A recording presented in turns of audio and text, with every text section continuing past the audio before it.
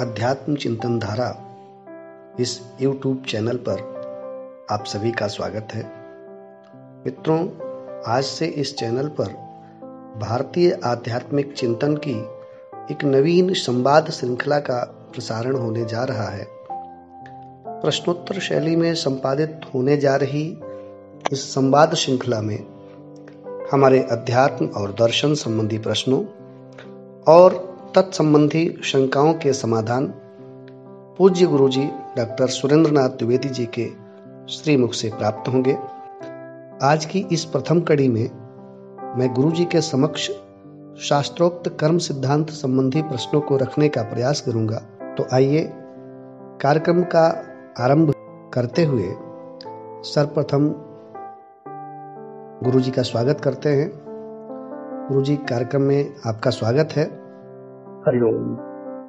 हमारे मन में कुछ प्रश्न हैं, मैं उन प्रश्नों को आपके समक्ष रखना चाहता हूं और आपसे निवेदन करता हूं कि आप शास्त्र सम्मत उत्तर देने की कृपा करें।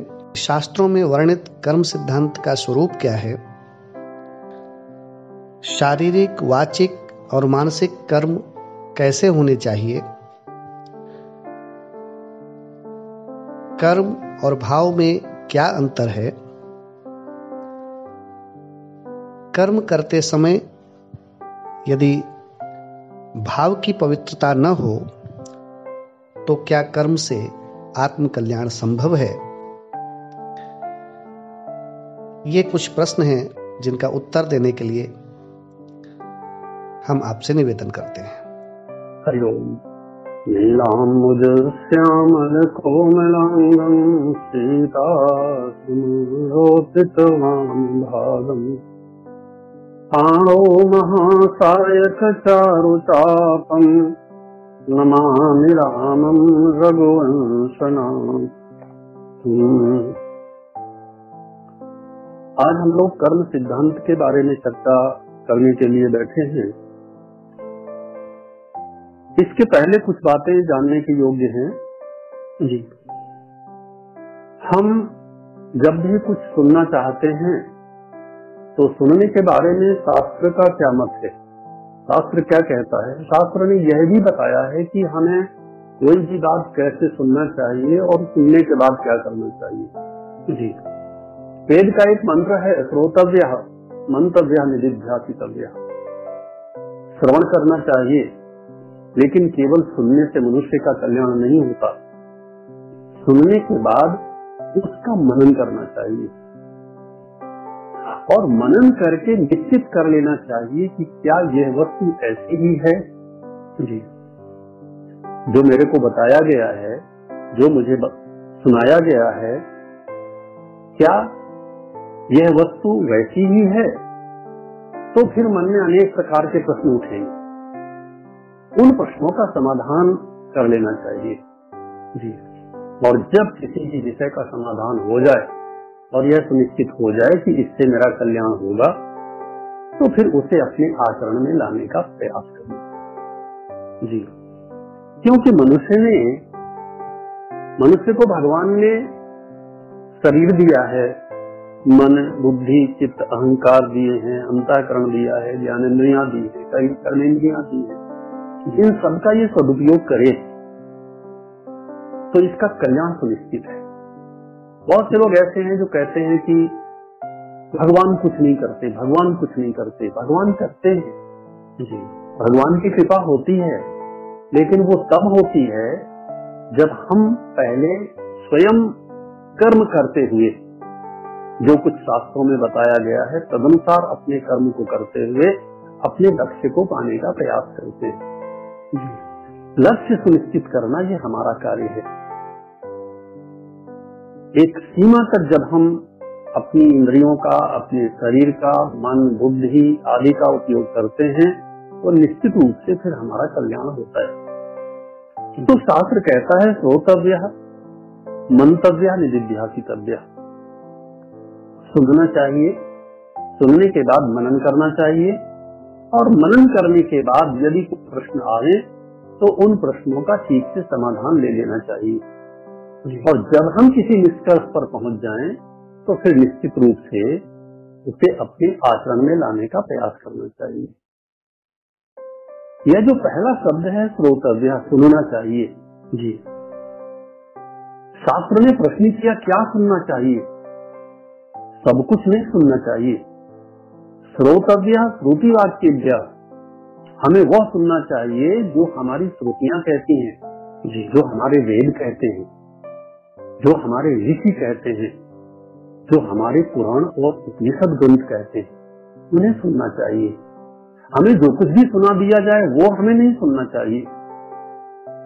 तो हमने जिस कर्म सिद्धांत को लिया है, उस कर्म सिद्धांत का आधार हमें प्राप्त होता है वेदों में, ईशावास्योपनिषद में जी।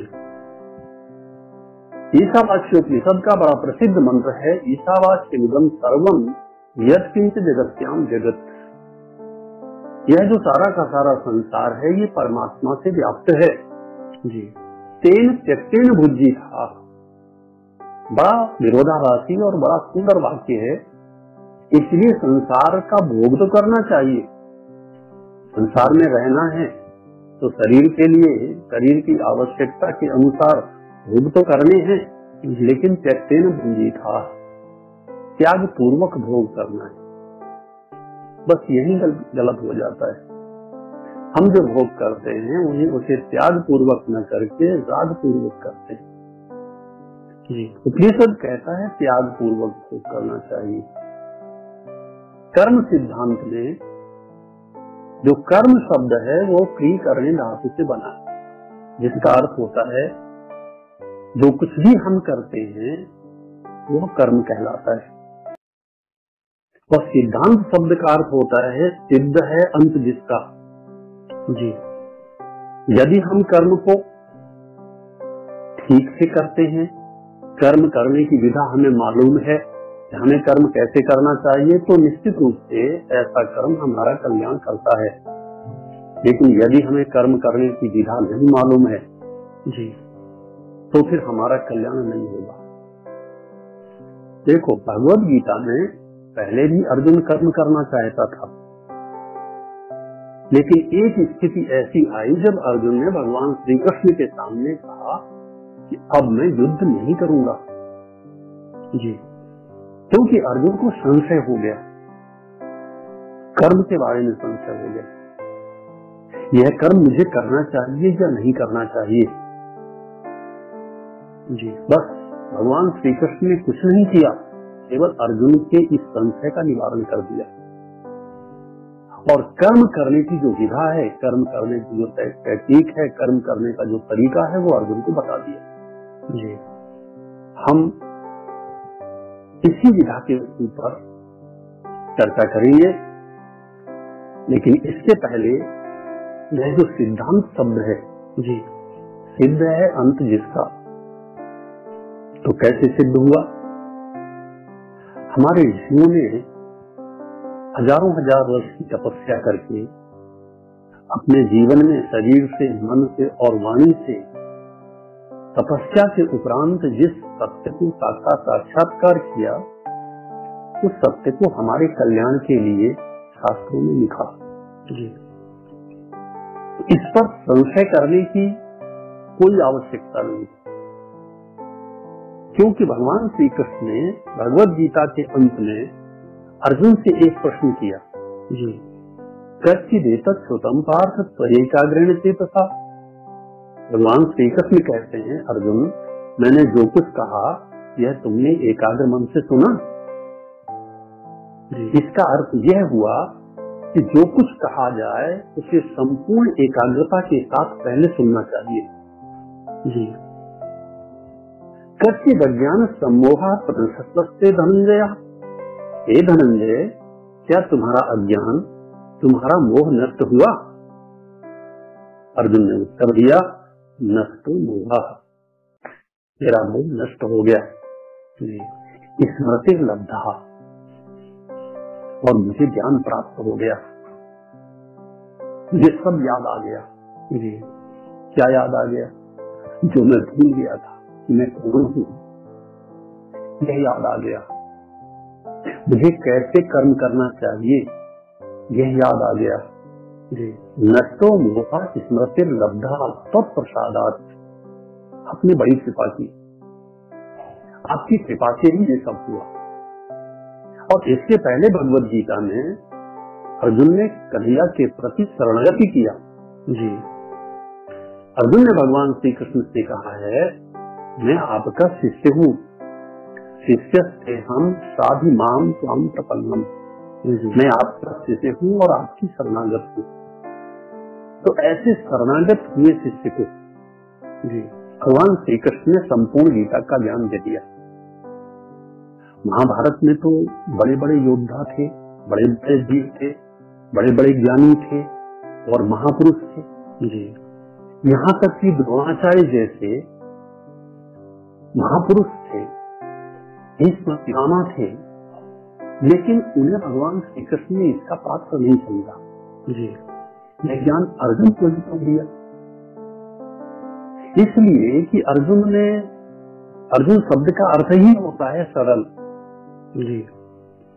अर्जुन शब्द का शाब्दिक अर्थ होता है सरल, और अर्जुन नाम का एक वृक्ष भी होता है जी, जिसकी छाल हृदय रोग के काम आती है। किसी को अगर हृदय रोग हो जाए जी, तो अर्जुन वृक्ष की छाल को छील करके और उसका काढ़ा बना करके पिलाया जाता है और उसका हृदय रोग ठीक हो जाता है। उस वृक्ष की भी यही विशेषता है कि वह वृक्ष बिल्कुल सीधा होता है। तो जो सरल है, सीधा है, विनम्र है, ऐसे व्यक्ति में ही ज्ञान का अवतरण होता है। पात्रता पहले सिद्ध करनी पड़ेगी, या पात्र होना पड़ेगा, उसके बाद ही उसके अधिकारी हो सकते हैं। उसके बाद ही उसके अधिकारी हो सकते हैं। तो भगवान श्री कृष्ण ने अर्जुन को इस ज्ञान का पात्र समझा। अर्जुन से कन्हैया ने बताया, अर्जुन कर्म 3 प्रकार का होता है, एक शरीर से होता है, दूसरा मन से होता है और तीसरा वाणी से होता है। देखो, कर्म भी पवित्र हो, कर्ता भी पवित्र हो और कर्ता का भाव भी पवित्र हो जी, तो कर्म का फल अनुकूल मिलता है। कर्म का फल जीव का कल्याण करता है जी। अर्जुन ने पूछा, शारीरिक कर्म क्या है? तो कन्हैया ने बताया कि देव द्विज गुरु प्राज्ञ पूजनम शौचमार्जवम ब्रह्मचर्यम अहिंसा तत्साहिरम तप उच्यते जी। अपने शरीर को अर्जुन तपाना होता है, अपने शरीर को शुद्ध बनाना होता है, मन को शुद्ध बनाना होता है और वाणी को शुद्ध बनाना होता है जी। तो शरीर को शुद्ध करने के लिए देवताओं का पूजन करना चाहिए, ब्राह्मणों का पूजन करना चाहिए। हो सकता है कुछ लोगों को इस शब्द से आपत्ति हो जी, तो वही शब्द का ऐसे अर्थ कर ले कि जो हमारे पूज्य हैं, जो हमारे लिए श्रेष्ठ हैं, जो हमारे लिए आचरण के योग्य हैं, ऐसे लोगों का पूजन करें जी। शरीर को पवित्र बनाने निकाल स्नान करें, ब्रह्मचर्य आदि का पालन करें और सबसे बड़ी बात है सरल व्यवहार करें। ऐसा करने से मनुष्य का शरीर शुद्ध हो जाता है और पवित्र हो जाता है जी। जैसे शरीर की शुद्धता की आवश्यकता है, वैसे ही वाणी की शुद्धता की भी आवश्यकता है। वाणी को शुद्ध करने के लिए अनुद्वेग कर्म वाक्यम, ऐसे वचन बोलने चाहिए जिससे किसी को कष्ट ना हो। सत्यम प्रिय हितम चयत, जो सत्य हो, प्रिय हो और हितकारी हो। महाभारत में भी ठीक ऐसी ही बात कही गई है, सत्यम ब्रूयात् प्रियम ब्रूयात्, न ब्रूयात् सत्यम प्रियम। सत्य बोलना चाहिए, प्रिय बोलना चाहिए। आजकल तो बहुत से लोग ऐसा कहते हैं कि सत्य बड़ा कठोर होता है, सुन करके हंसी जाती है। और मन में एक प्रश्न भी उठता है कि अगर सत्य कठोर होगा तो असत्य कैसा होगा? यह बहुत बड़ा भ्रम लोगों के अंदर पड़ा हुआ है। सत्य कठोर नहीं होता, सत्य बहुत मीठा होता है। सत्य तो अमृत है। सत्य को रित कहा गया है वेदों में जी। सत्य से अधिक पवित्र और सत्य से अधिक शुद्ध और सत्य से अधिक मीठा और कुछ नहीं है, क्योंकि उसकी अमृत से तुलना की गई है, क्योंकि उससे लोगों का कल्याण होता है जी। ऐसा सत्य अगर नहीं होगा, ऐसा सत्य अगर कड़वा हो जाएगा तो सत्य कैसा होगा? इसलिए सत्य तो सदा मीठा होता है जी। हाँ, एक बात अवश्य है कि सत्य मिलावट पसंद नहीं करता। ये याद रखें, जब भी कोई किसी से बात करता है, अगर वो सत्य बोलना चाहता है, सत्य वाणी का विषय नहीं होता, सत्य हृदय का विषय होता है। सत्य शब्द का अर्थ होता है लोक कल्याण, सत्य शब्द का अर्थ होता है दूसरों का कल्याण, सत्य शब्द का अर्थ होता है दूसरों का भला, सदा सदा के लिए शाश्वत कल्याण। इसी का नाम सत्य है जी। मान लीजिए हम किसी व्यक्ति में कोई दोष देखते हैं, अब उस दोष को बताने का एक तरीका यह भी है कि हम उसे 4 लोगों के बीच में बताएं, एक तरीका यह भी है कि हम उस व्यक्ति को पकड़ करके अकेले में ले जाएं और एकांत में बताएं। मान लीजिए कोई व्यक्ति मंच से बोल रहा है, उसने कोई गलत श्लोक बोल दिया। अब हमारा एक तरीका यह भी हो सकता है कि हम जहां बैठे हैं वहीं से खड़े होकर के बोले, आपने यह श्लोक गलत बोल दिया जी। एक दूसरा तरीका भी है, जब बाद में वो व्यक्ति अपने विश्राम स्थल पर जाए तो धीरे से जाकर के उस व्यक्ति को हम बता दें, या इस बात को यहाँ ठीक कर लीजिए, यहाँ आपने थोड़ा सा आपसे गलत हो गया है। अगर हम अकेले में बताते हैं तो निश्चित रूप से वह व्यक्ति हमारा धन्यवाद करेगा, और अगर सबके सामने हमने बोल दिया तो यह जो सबके सामने बोला हुआ है ये वाणी का सत्य तो है जी, लेकिन हृदय का सत्य नहीं है, क्योंकि हृदय का सत्य यह है कि वहां पर हम उस व्यक्ति के दोषों को नहीं बताना चाहते, वहां पर हम अपनी विद्वत्ता का प्रदर्शन करना चाहते हैं जी। तो अनुद्वेग कर्म वाक्यम, ऐसे वचन बोलना जिससे किसी को कष्ट न हो। सत्यम प्रिय हितम चयत, जो सत्य हो, प्रिय हो और हितकारी हो। स्वाध्यायाभ्यसनम से, और स्वाध्याय का अभ्यास करना, श्रेष्ठ ग्रंथों का अध्ययन करना, मंत्र का जप करना, ये वाणी का तप कहा गया है जी। इसी तरह से मना प्रसादः सौम्यत्वम मौनम आत्मविनिग्रह, जिससे मन संतुष्ट हो, मन प्रसन्न हो, सौम्य भाव बढ़े। और देखिए विचित्र बात यह है कि यह जो मानसिक तप है, इसमें एक शब्द डाला गया मौनम जी। लोग तो यही समझते हैं कि मौन वाणी का विषय है, लेकिन यहाँ पर गीताकार ने ये जो मौन शब्द रखा, ये मन के साथ में से होगा। हमारा मन चंचल है, विविध विषयों की ओर भागता है, यह मन कहीं न भागे, यह बहुत बोलता है। कई बार हमारी वाणी तो शांत हो जाती है, लेकिन हमारा मन बोलता रहता है जी।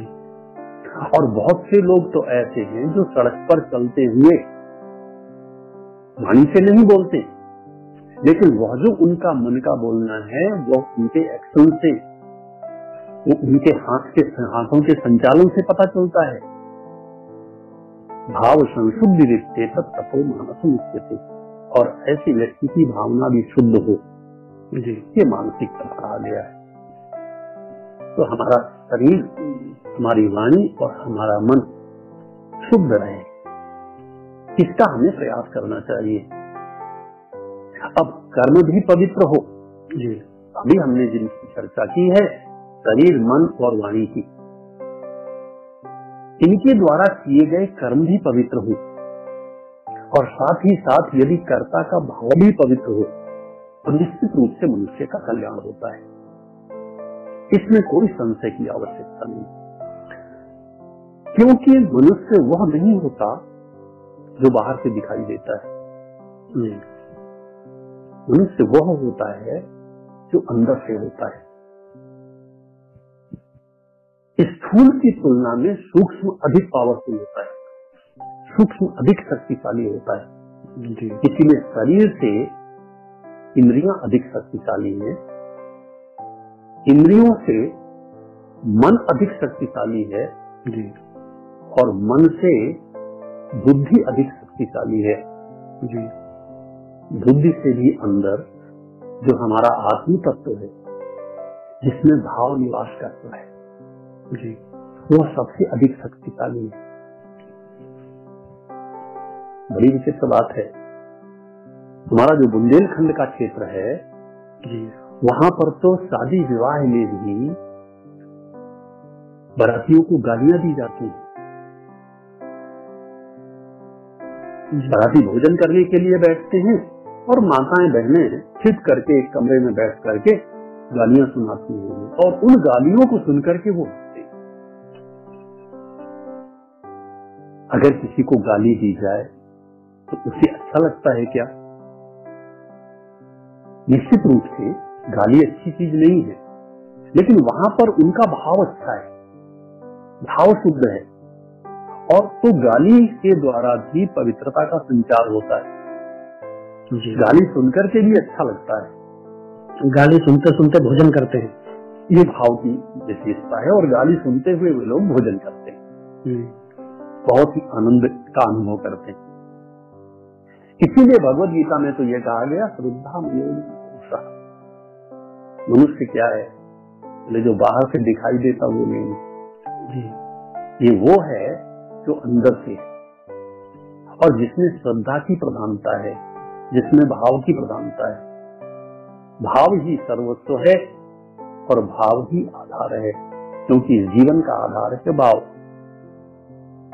संसार में भी, व्यवहार जगत में हम देखते हैं कि अगर किसी के प्रति हमारा भाव अच्छा है तो वह व्यक्ति हमसे प्रेम करता है, हम उससे प्रेम करते हैं। और एक कवि ने तो बड़ा सुंदर लिखा है कि भाव ही सर्वस्व है और भाव ही आधार है, भाव से बाजले उसे तो भाव से बेड़ा पार है। भाव वाले भक्त का भगवान पर भी भार है, इसलिए परब्रह्म का होता यहाँ अवतार है। भाव बिना बाजार में वस्तु मिले नहीं मोल, भाव बिना हरि क्यों मिले, इसलिए भाव सहित हरि बोल।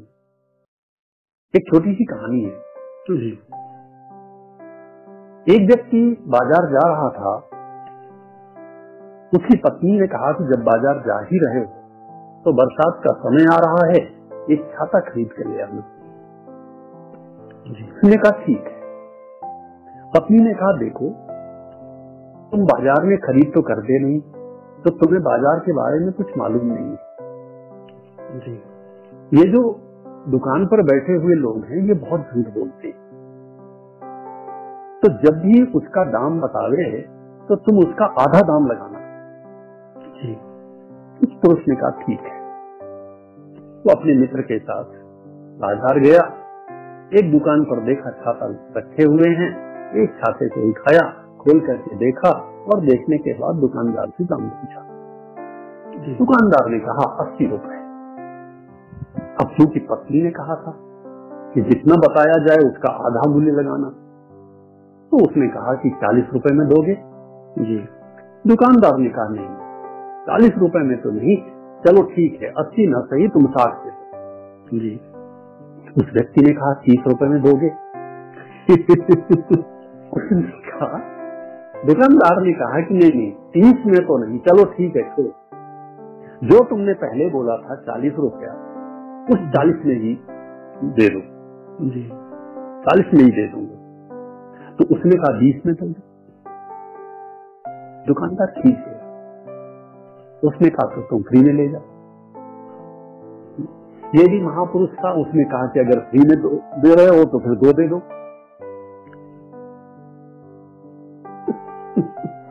स्थिति ये हुई कि वो छाता नहीं खरीद पाया और घर वापस लौट करके आ गया।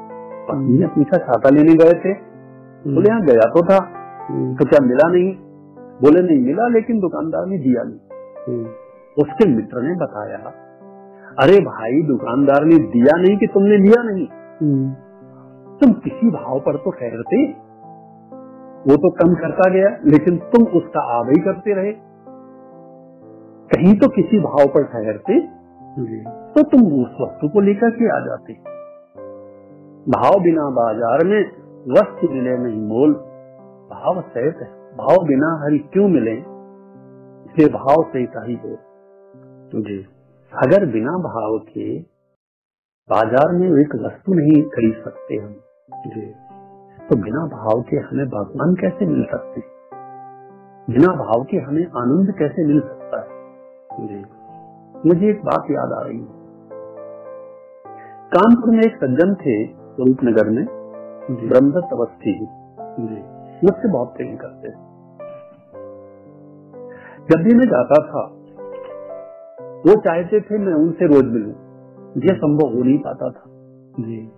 तो कभी 7 दिन में, कभी 10 दिन में मैं उनके यहाँ जाता था, तो वो दूर से ही जब देख लेते थे तो प्रायः ऐसा होता था कि बाहर खड़े हुए सिक्योरिटी से वो बोलते थे, अरे भाई यह व्यक्ति कौन आ रहा है, इसे रोको, इसे मत आने दो। न जाने कैसे कैसे लोग यहाँ चले आते।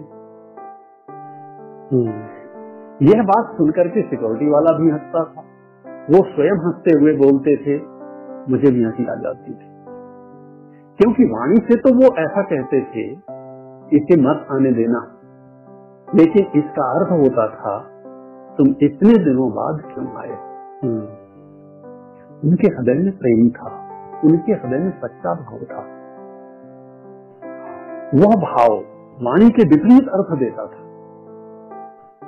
जी। रामचरितमानस में भी ऐसे उदाहरण मिलते हैं। मनुष्य के लिए सबसे सुंदर कर्म 3 कर्म बताए गए जी, यज्ञो दानम तपस्यो पावनानि मनीषिणाम। एक है यज्ञ, दूसरा है तप और तीसरा है दान जी। अभी हमने शारीरिक, मानसिक और वाचिक तप की बात की। रामचरितमानस में यज्ञ होते हैं। भगवान श्री राघवेंद्र सरकार का जन्म भी यज्ञ के माध्यम से ही हुआ जी। महाराज श्री दशरथ जी ने यज्ञ किया, उत्कृष्ट यज्ञ में अग्नि देवता प्रकट हुए और अग्नि देवता ने प्रकट होकर के महाराज श्री दशरथ को यज्ञ दिया, वो रानियों में बांटा गया और इस प्रकार से प्रभु का जन्म हुआ। जो यज्ञ पुरुष है भगवान, यज्ञ के माध्यम से जिनका जन्म हुआ जी, अब उन्हीं से दशरथ जी का इतना प्रेम है कि जब विश्वामित्र जी महाराज आए तो विश्वामित्र जी ने कहा कि मेरे यहाँ यज्ञ हो रहा है और राक्षस इसमें विघ्न उत्पन्न करते, राजन मेरे को राम और लक्ष्मण चाहिए जी। दशरथ जी ने साफ मना कर दिया, राम देत नहीं बने गुसानी। वशिष्ठ जी ने समझाया, राजन ये राम तुम्हें कैसे मिले। दशरथ जी ने कहा, महाराज आपकी कृपा से।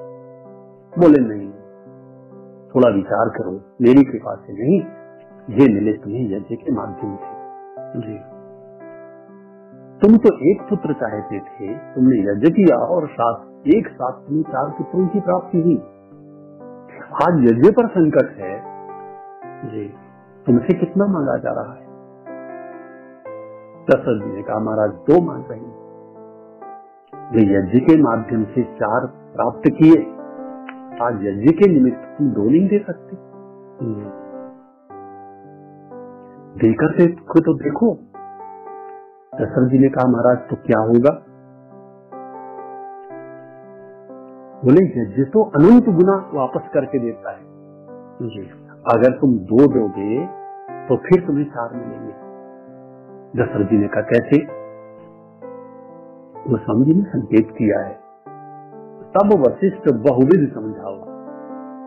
और इस पंक्ति की व्याख्या परम पूज्य शंकराचार्य जी महाराज किया करते थे, तब वशिष्ठ बहुविधि समझावा। जी। तब वशिष्ठ जी ने बहुओं की विधि समझाई कि अगर तुम नहीं दोगे तो इनका विवाह नहीं होगा जी। और 2 दे करके देखो तो तुम्हारी 4 मुफ्त में वापस लौट के। दशरथ जी ने यज्ञ किया। देखो विश्वामित्र जी यज्ञ करते। विश्वामित्र शब्द का क्या अर्थ होता है?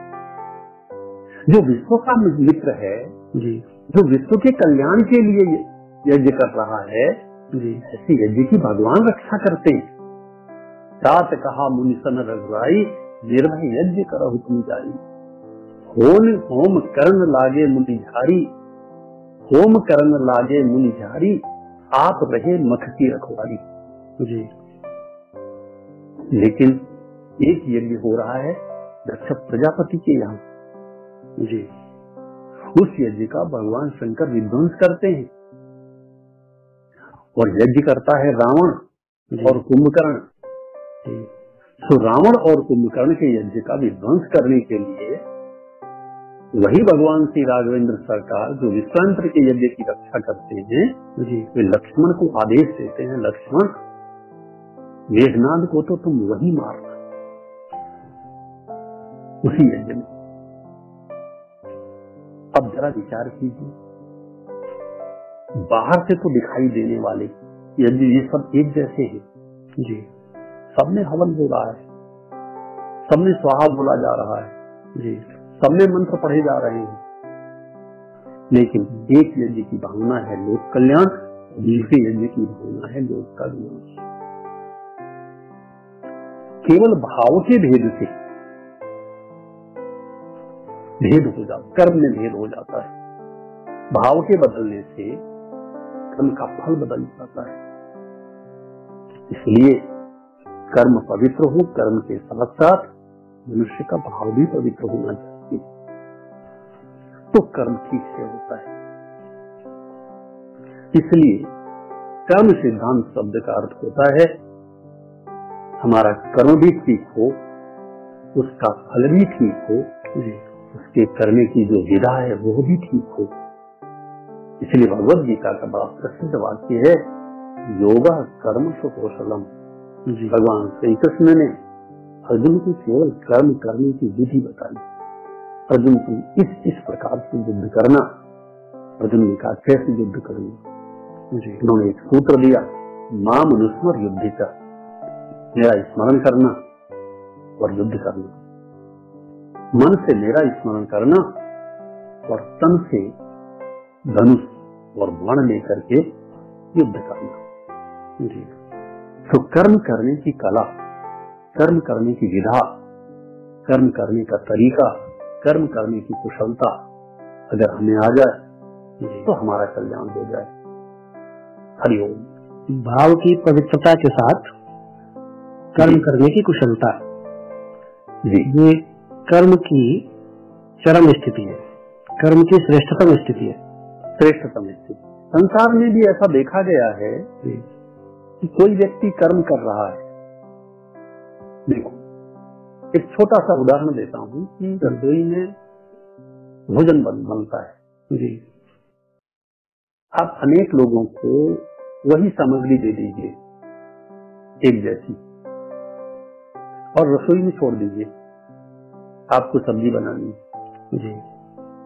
आप देखेंगे कि जितने बनाने वाले हैं उतने प्रकार के उसमें स्वाद हो जाएंगे जी। एक व्यक्ति ऐसा बना देगा जिसे खाना तो दूर आप देखना भी पसंद नहीं करोगे जी, और दूसरा व्यक्ति उसी सामग्री से ऐसा भोजन बना देगा जिसे लोग बड़े स्वाद के साथ खाएंगे और वर्षों याद रखेंगे जी। तो अंतर क्या है? एक व्यक्ति को कर्म करने का तरीका आता है बिल्कुल, और दूसरे को कर्म करने का तरीका नहीं है।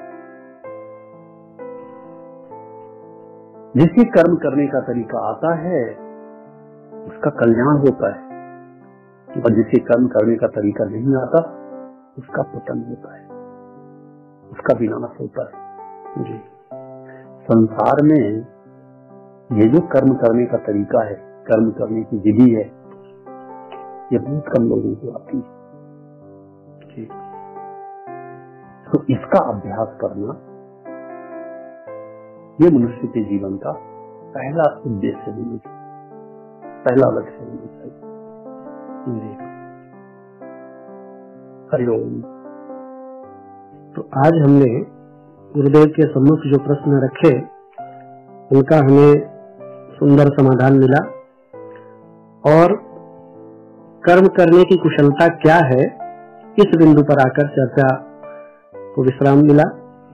हम अगले अंक में गुरुदेव के सम्मुख यही प्रश्न रखेंगे कि कर्म करने की कुशलता क्या है और उसका प्रशिक्षण हमें कैसे मिले। आज की इस चर्चा के लिए गुरुदेव का बहुत बहुत धन्यवाद। हमें उनकी कृपा यूं ही प्राप्त होती रहेगी, इस कामना के साथ आप सभी का भी बहुत बहुत धन्यवाद।